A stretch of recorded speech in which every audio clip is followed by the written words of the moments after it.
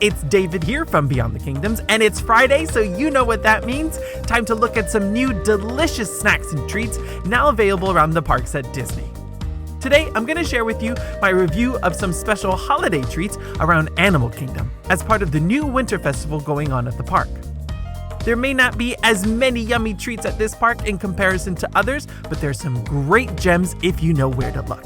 So let's not waste any more time and jump right into some food.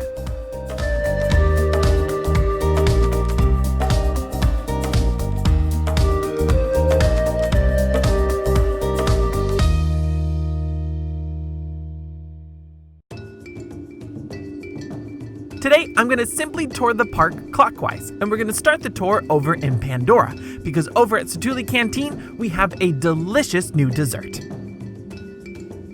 This, my friends, is the pumpkin cheesecake mousse, and it's absolutely delicious. It is very similar to the normal blueberry version that's served here in terms of structure, but this version is much sweeter. You have the same glossy glaze on the outside with the cheesecake mousse inside. And on the side, you have a sprinkle of chocolate cookie crumbles that look like cookie dust really, and some cranberry boba pearls for an extra burst of tartness. And it's topped with a nice baked green meringue on top. I love the desserts here at Satu'li because they taste as great as they look, and they are the perfect size. Now, I must admit, as much as I enjoyed this, I was instantly reminded of the pumpkin cheesecake dessert at the Halloween party this year, which had more of a cheesecake flavor to it. This version in Pandora is not as strong in the cheesecake department, but rather more on the pumpkin spice area. It's still a fantastic dessert to go with the great menu here, and I rate it as a must-get. Satu'li remains to be one of my top quick service restaurants across all of the parks. The pumpkin cheesecake mousse is at a fair price of $5.49 and eligible for a snack credit on the dining plan. Now, given the pumpkin flavor, I don't know if this is a fall-specific offering and will stick around for the holidays in December. So if you're going to the park for Thanksgiving, enjoy it now while it lasts.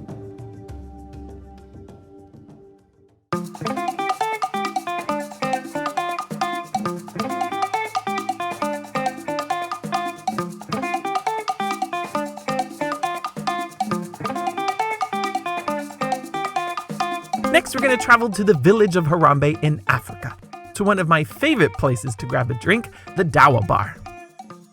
This outdoor bar is very popular and near the waiting area for Tusker House. Now, I must note that there's usually a pretty big line here to grab drinks to go. So if you're in the area, I actually suggest just grabbing a seat at the bar. The drinks are still served in plastic cups so you can take it with you, and I find that I get my drink a little bit faster here as opposed to standing in line. And I get to rest my feet for a few minutes. The Dowel Bar is a full-service bar, but also specializes in some cocktails, some of which are offered inside the character meal as well. But for the holidays this year, the bartenders are serving up the Cape Gobller and some African spiced nuts. The cocktail features snow leopard vodka mixed with a cranberry concentrate and a sugar rim. Now, I'm not a big fan of vodka, but I must admit that the drink was somewhat smooth, although I was expecting more of a punch from the cranberries. To be honest, since this is a pre-mixed drink made in big batches, it suffers the curse of tasting a little watered down. So sadly, I must say that this one is worth a skip. The African spice nuts were a little bit better than the drink and featured an interesting blend of flavors with cumin, coriander, cinnamon, cayenne pepper, and 5-spice.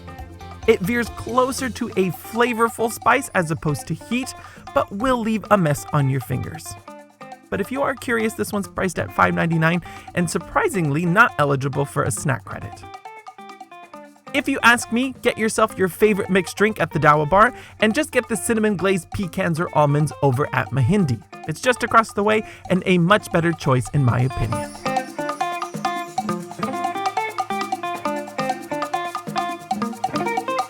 For our next stop, we're going to move on over to Asia, which according to my research was supposed to deliver some great snacks, both savory and sweet. But I had some bad luck on the day I visited. The Anandapur ice cream truck is supposed to be serving up some green peppermint soft serve ice cream, but they ran out on the day I was visiting, or had some trouble with the machine, I'm not entirely sure.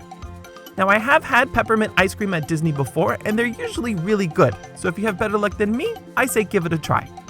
They should be priced at $4.99 and eligible for a snack credit, which is a great value because the cones at this ice cream truck are usually very big. And sadly, my bad luck continued over at the Thirsty River Bar and Snacks, which is near the entrance to Expedition Everest. Their menu states that they have a pumpkin spice stuffed pretzel that I was itching to try, but sadly, they too had some trouble with their holiday treat. The online menu states that the pretzel is priced at $6.79, and sadly, I have no idea if you can use a snack credit, so if you know, please leave a comment down below.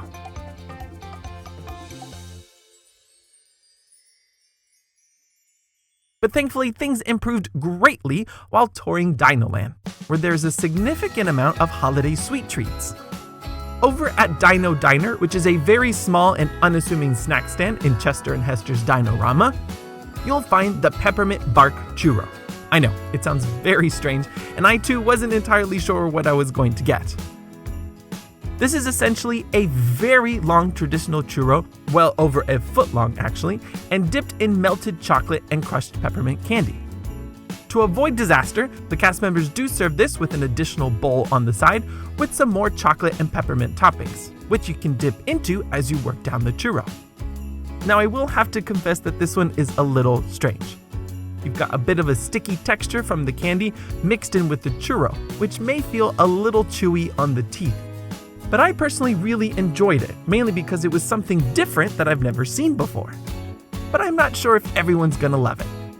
So I won't say that you must get it or it's a total skip, it's something in the middle. But if you're brave and want to give this a try, it's priced at $6.19. I personally think that's a little high for a churro, but I guess it is rather big. And if you're on the dining plan, it's a great use of a snack credit just in terms of price. And finally, we're going to the Dino-Bite snack stand on the opposite side of Dinoland, right next to Scrooge's meet and greet. To be specific, this is part of Restaurantosaurus, but this is an outdoor stand that serves up just dessert. So if you want to try this next one, don't go inside the quick service restaurant because you won't find it. It's only at this side stand. And this, my friends, is the double chocolate peppermint ice cream sandwich, and it's a monster. So big that I definitely couldn't finish it alone, and it's best shared with a friend. This starts with 2 double chocolate cookies, where the top one has been completely dunked in peppermint candy mixture, which gives it a nice extra crunch. And in the middle, you get a huge amount of classic vanilla ice cream, again sprinkled with peppermint candy around the side.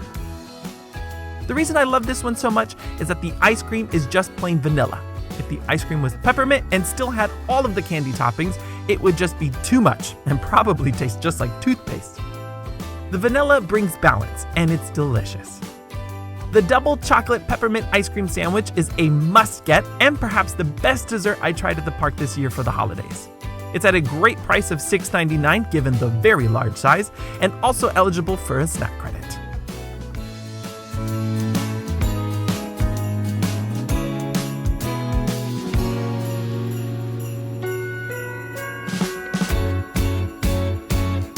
So there you have it, friends, my complete review of most of the holiday snacks, now available during the Animal Kingdom Winter Festival.